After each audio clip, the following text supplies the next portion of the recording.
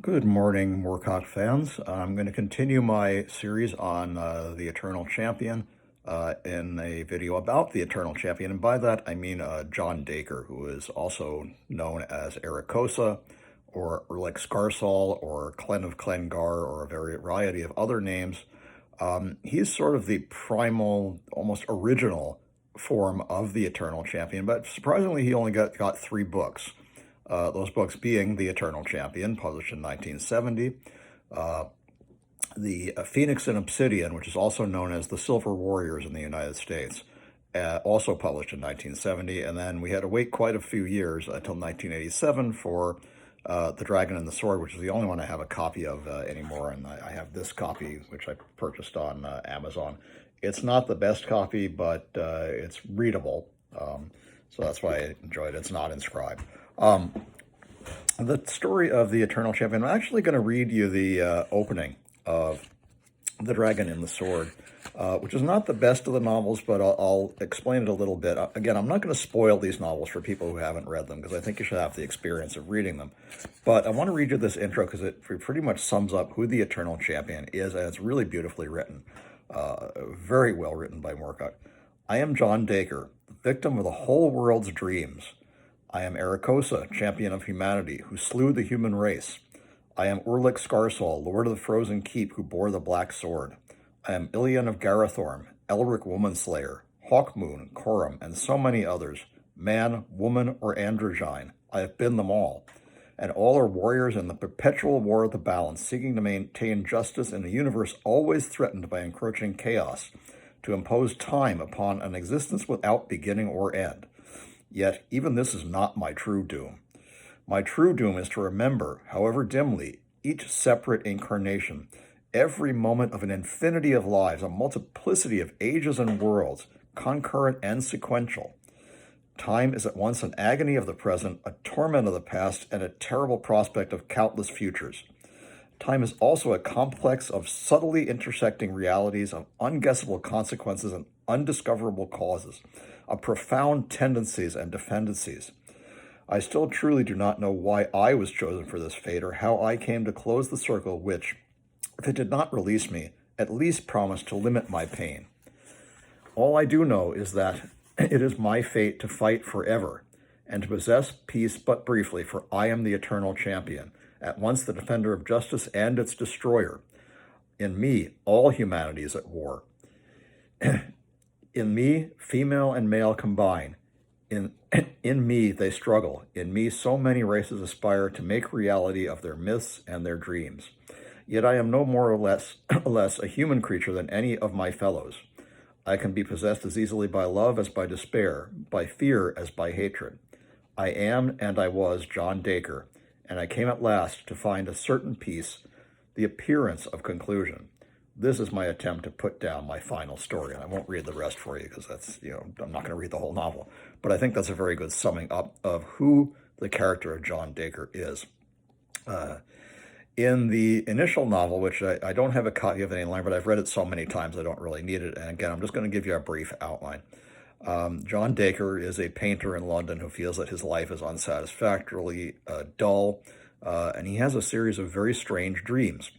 In these dreams, people are calling for someone named Ericosa, who is the champion of humanity.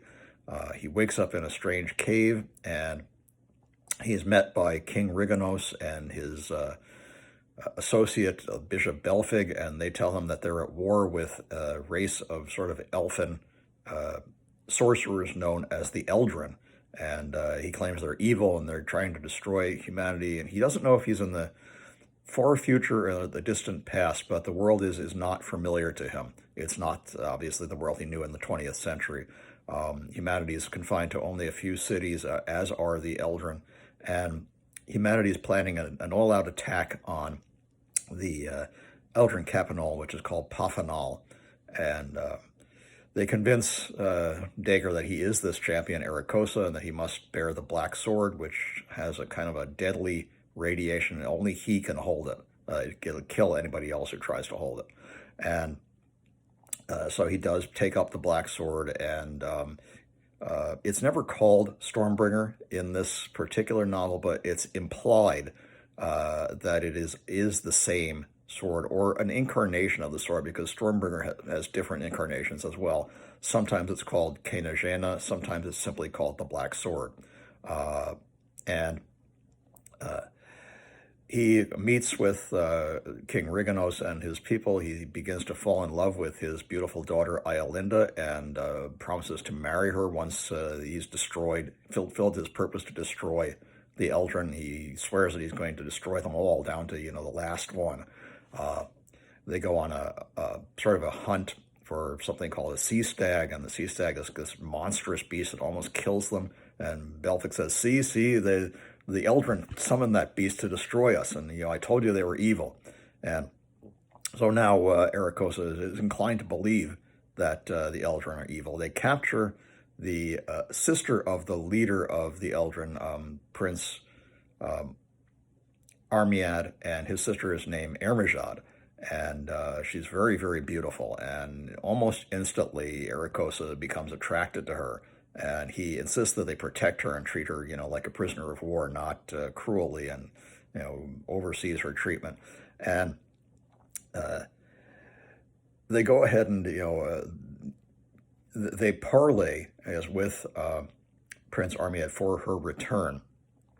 Meanwhile, she's trying to tell Arakosa that they're not evil. It's the humans who are evil. And they're trying to, she says, to wipe them out, not because they're sorcerers or they're evil, but just because they're afraid of them, and because they want the earth all to themselves. They're greedy. There's a series of strange incidents that go on, and again, I'm not going to spoil every single detail of the book for you. But eventually, Arakosa comes to believe Ermejad and not King Riganos any longer. Riganos dies, and Iolinda now becomes the queen. She's seeking terrible revenge against the Eldrin, and insists that Arakosa must help them.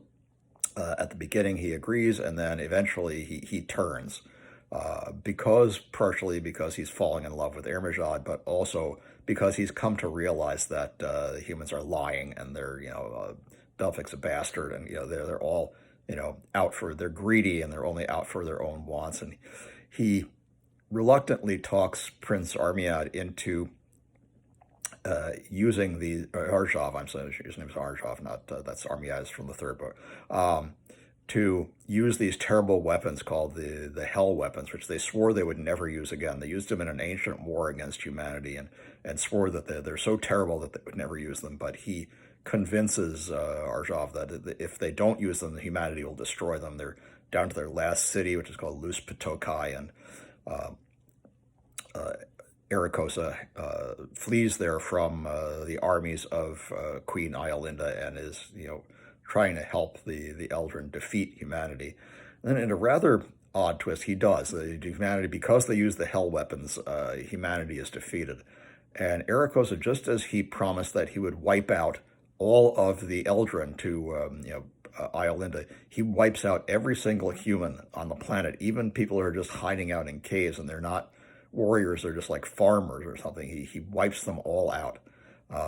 And now he's, subverted his quote-unquote destiny. He's not the champion of humanity. He slew humanity down to the last person, last man, woman, and child. And that perhaps is one of the reasons why this novel was not quite as popular as the others. I think people didn't like that idea much, even though it's meant to be ironic, obviously. The second novel is kind of strange, The Phoenix and Obsidian, and that refers to a phrase that Arakosa, or Urlik Scarsol, I should say, utters later, and I'll explain that in a few minutes. Now Arakosa is dwelling in peace in Lus Patokai with Ermejad and her brother and the other Eldrin, but he keeps having these strange dreams, and the prince explains that they're coming into conjunction with something called the ghost worlds, and that when this happens, sometimes people have strange dreams, and he sees himself no longer as Arakosa, but Urlik Scarsol, Lord of the Southern Ice, and he doesn't understand who that is. He's like a big black bearded warrior, and again he is called upon to bear the black sword, though he does not want to, and he doesn't know who's calling him, who's summoning him, but eventually he is rather magically transported to another realm. This is a far future Earth where the moon crashed into the Earth a long time ago, and the residents of the moon are sort of the enemy of these rather indolent people who live in these ice cities that are carved out of obsidian. And the whole world is frozen. And these quote unquote silver warriors from the moon are not really very threatening in the beginning, but they're sort of an ever present threat. And nobody really knows why, but they insist that the humans in these cities intercept Orlick, and they take him to their city, and they show him what life is like. They're very, like I said, they're lazy. They don't really want to do anything. All they want to do is have sex and lie around, and they're very perverted and perverse. There's another version of Bishop Belfig who's this kind of a fat pervert, and he does disgusting things like he covers himself in jam and then has a young boy lick it off. And that's the kind of life these people lead, and he doesn't understand what he's doing there. There doesn't seem to be any purpose for the Eternal Champion to be have been summoned to this dying world where people just want to lie around and wait for the end when the sun is fading out, and they're afraid that they're all going to freeze to death. And eventually he receives a vision from somebody called the Lady of the Chalice, and there's this silver chalice which sort of speaks to him in a female voice, and he doesn't understand what that is. But there's another group of people who are inimical to these lazy people, and they live in some place called the Scarlet Fjord, and they escort him to the Scarlet Fjord and said, no, we're the ones who summoned you. Bishop Belfig basically kidnapped you, and for his own purposes, and we are against Belfig and his insidious plot. And it turns out that Belfig is in league with these quote unquote silver warriors from the moon, and is enslaving people to build something for them. They don't know what. And they need Orlick to help them, not Belfig, and he agrees. Again, a series of very strange events take place. There's something of, there's a object that's used to summon this ghostly, quote-unquote, Lady of the Chalice. And although he doesn't mention the term, it's somewhat similar to the rune staff from the Hawkmoon novels, but it isn't exactly the same. So again, it may be a slightly different manifestation of the rune staff, which is an object of law rather than chaos. Again, the forces of chaos and law are at war, and it's the war of the balance. And Orlick is called upon to help free the queen of the Silver Warriors, who has been kidnapped by Bishop Belfig, and she's holding him hostage. And that's why the warriors are fighting. They're not really very good warriors, which is why they don't handle their weapons very well. They're not warriors by nature. They're actually peaceful. And if he releases their queen, they will go back to being peaceful and let the people of the earth alone.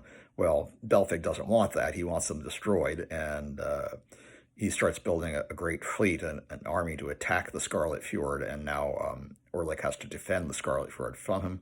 Again, a series of very strange incidents take place, and he finds out that the Lady of the Chalice is in fact the queen of the Silver Warriors, who is very, very beautiful. And she tells him, yeah, that they were lying to you and they trapped me here, and if you destroy them, for me, that'll be it. The world will be at peace. But there's something else. If you use the Silver Chalice, you can reignite the sun, and this world will be reborn and saved. Well, unfortunately, to do that, he has to kill her. And the Black Sword sort of acts on its own, as Stormbringer often does with Elric, and kills her against Orlick's desires. And then its blood drips into this golden chalice, and that blood can be used, he finds out, to reignite the sun, which he does. And then we don't really learn what the end of that story is until the third novel, The Dragon and the Sword, which, as I said, was published in 1987. In that one, again, John Dacre is summoned to board the Dark Ship, which I believe is meant to be the same ship as the ship that sails the seas of time in which we first saw in Elric the Sailor on the Seas of Fate, the second Elric novel. And it still has the blind steersman and the blind captain, who are both present on that ship as well. And they tell him that, he, as John Dacre, has to go on this quest to what they call the 6 realms of the wheel, which are these interlocking sort of worlds where he must seek this time the dragon sword, not the black sword. And this is a mysterious sword which seems to have the soul of a dragon actually entrapped inside it. They say that when it was being formed, somehow this female dragon was pulled into the black sword and can't get out without the help of the Eternal Champion. So now he is once again called against his will to take on a quest that he doesn't really want to take on. But he finally, reluctantly, he doesn't want to go, and he's talked into it by both Separis, the knight in yellow and black, who is a servant of the balance, who we met in the Elric novels and also in Hawkmoon, and Germaise the Crooked, who is a manifestation of the Companion of Champions, who also shows up in various forms throughout the series. Sometimes he's Jarek Carnelian, sometimes he is the poet Weldrake, sometimes he is Moonglum, sometimes he's Germaise the Crooked, and sometimes he is others. And he convinces Dacre that he must undertake this quest or he'll never know peace. He'll never find Ermijad, who he has lost now. And so he agrees, and he goes on the ship, and it takes him to this place called Moshenheim, which is a big marshy swamp, basically. And there he meets another traveler on the ship who happens to be Count Erlich von Beck. I'm not sure, that this is not the first time we meet Count von Beck. That was, of course, in the Warhound and the World's Pain, which was about Manfred von Beck, his ancestor. But I think Erlich is mentioned at the end. He will, of course, feature later in the series of dream novels as a companion of Elric's. It is not mentioned in this book that he's an albino. Maybe he's not meant to be. I'm not sure. Or maybe he's just not in this manifestation. He is escaping. He has escaped from a Nazi prison camp and is seeking to destroy Hitler and the Nazi regime. So he's going to go quest along with Arakosa or John Dacre on this trip to these 6 realms to find a way of defeating Hitler. Dacre can't tell him because it would, I guess, violate the timelines that in his world Hitler was already defeated. Von Beck comes from a different world where apparently he hasn't been defeated as yet. So he doesn't want to give too much away about the future for fear that it might be changed. So they go on this quest. They are almost killed by these sort of pirates who view them as kind of quote unquote swamp scum, and they're gonna skewer them to death with their swords. Of course, they're both superior swordsmen, and they take out 5 or 6 of these rebels, and finally they decide to exchange names with them, which apparently is a thing they do in the Moshenheim. And once you do that, you can trust somebody. So they exchange names, and now they're going to take them to their quote unquote hull called the Frowning Shield, which is just an enormous ship that's basically a floating city. And it partly floats and it partly rolls over this swampy, marshy land, which has land masses that are shaped like things. And each one of these things has an anchorage. And I think theirs is called the lobster, or the crayfish, the wounded crayfish. And because that's what it looks like. So they meet the captain of the ship, who's a rather despicable, smelly pirate named Captain Armiad. And at first he's very pleased because he recognizes John Dacre as a character known as Prince Flamadon. Well, he's been hearing voices that are calling for someone named Princess Sharadim. And they're calling, free the dragon from the sword, free us, please, come help us, free the dragon from the sword, Sharadim. And he keeps trying to say, I'm not Princess Sharadim, I don't know why you're calling me. And Armiad can't explain that for him, but he recognizes him as Prince Flamadon, who's sort of like a dime novel hero in this world. There are all these, books about his famous adventures. Uh, and so Armia is very pleased to have him and Von Beck on board, and he gives them a big meal, which is awful, but they eat it anyway, and they're going to something called the massing, at which members of all 6 realms, which, if I get this right, it's Maschenheim, Flugschenheim, Rutzenheim, um, Drakenheim, which is where Prince Flamidon is from, the dragon world, Giestenheim, and Bargenheim. And there's also something in the middle, in the hub of these worlds, is something called the Nightmare Marshes. Nobody goes there. It's a land ruled by chaos. So it's a very important event, and he says that there was once a war between the hulls, but it was settled a long time ago, and now they just meet at the massing to exchange niceties and trade. He warns them against the Giestenheimers, who are known as the cannibal ghost women. They all dress in all white armor, and they never let anybody see their faces, and they supposedly they're all female, and they kidnap males to mate with, and then supposedly they eat them. Turns out that's not true.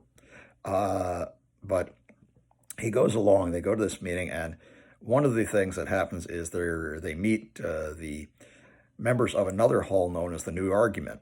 And the captain of the New Argument tells Captain Armiad that Prince Flamidon is disgraced, that he refused to marry his sister, Princess Sharadim, and went off on an adventure and apparently attempted to kill her. And this isn't true, and Dacre knows it's not true somehow, because he has a mental link with this Prince Flamidon, but he's now an outcast, and Armiad thinks he's scum, basically, and threatens to kill him. Says, I have to protect you because of the rules of the massing, but, once it's over, you better get off my ship, and, basically his life isn't worth a plug nickel. I'm not going to go into all the details. He and Von Beck go through a series of very strange adventures. They discover that the cannibal ghost women actually rescue them from Armiad's men at a certain point. Discover that they're not cannibals at all. Yes, they do take in young boys to mate with, but they find the act despicable. But their men have all vanished, and they are in fact Eldrin. And one of them, named Alisard, looks incredibly like Irmijad, and Dacre starts to fall in love with her. But to his chagrin, she doesn't like him. She prefers Count Von Beck. And that causes some interesting conundrums. They find out that Prince Sharadim is in league with a Lord of Chaos known as Lord Balarizov, and he dwells in a volcano called Tortu Canuzo in the Nightmare Marshes, and she wants to make herself basically into a goddess and take over all of the 6 realms, and also become immortalized, become a sword ruler, one of the Lords of Chaos herself, which, of course, Balarizov has promised her, but we know that Lords of Chaos don't keep their promises, especially to mortals. So a series of interesting events take place, and eventually Sharadim's forces are destroyed, and the dragon sword is released from its crystal prison. Only Dacre can handle it, and he does, and he is called upon to destroy it by slamming into this orville called the Iron Round, which is inscribed with runes, and he does so, and it splits open, and the dragon is released and takes off. And she will also now lead the Eldrin to their men, who have been exiled to another dimension. They offer, Alisard is going to take Count Von Beck with her. There's a sequence where he finds a way to deceive Hitler, Goebbels, and Goering into believing that they must attack Russia, basically, which is going to destroy them. And leads to the fall of the Third Reich. So he's fulfilled his part. And they're going to take Arakosa, or John Dacre, with them, but he can't go. He says, if I go to the Eldrin, I'll be a hero, and I don't want to be a hero anymore. I just want to be myself. I just want to be John Dacre. So he leaves them, and he reluctantly goes back onto the dark ship and is taken to London back in the 20th century, and now He's just done John Dacre again, and even though he still doesn't know where Irmijad is, he's somewhat convinced that he can find her if he looks hard enough, and maybe they'll just have an ordinary life that doesn't have any wild adventures. They're just going to live as normal people, which is what he wants. I thought that was a very good conclusion. As I said, Dacre actually has the least amount of novels of any of the incarnations of the Eternal Champion. Quorum has 7, or Quorum has 6, Hawkmoon has 7, Elric has something like 16 now, or 17. And so it's interesting that this character, who's sort of the hub, the principal, or the original of the character of the Eternal Champion, gets less coverage than they do. But I guess that's just something Moorcock decided to do. There is also a graphic novel, which if you haven't read, you should, because it's illustrated by the incredibly talented Howard Chaykin.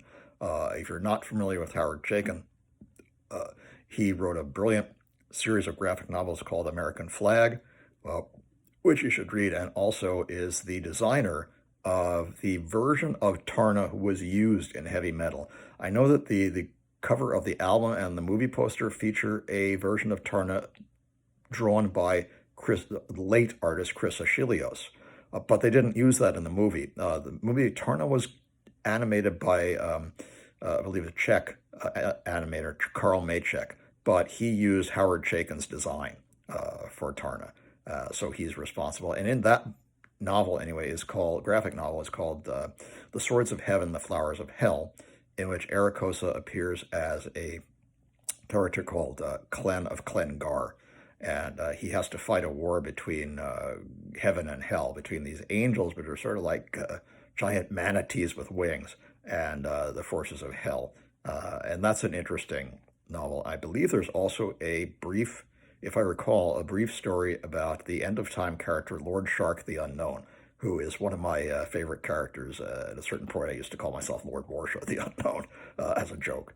But anyway, I hope you enjoy reading these 3 novels, again, which are in order: The Eternal Champion, Phoenix, and Obsidian. And I didn't explain what that phrase meant. At a certain point, Arakosa, he's living in this Obsidian city, which is where the humans who are led by Bishop Belfig live. And he says he feels like a phoenix in Obsidian because he knows he's going to transform again, as is the pattern with the Eternal Champion. But he feels like he's trapped. He's trapped inside this Obsidian city, or he isn't broken out until he is discovered by the rebels under who live in the Scarlet Fjord. Yeah, I hope you enjoy reading these novels. They're very entertaining and also rather, sad in a way, because again, the Eternal Champion is fated to live this kind of horrible life over and over again, and there's really nothing he can do to stop it.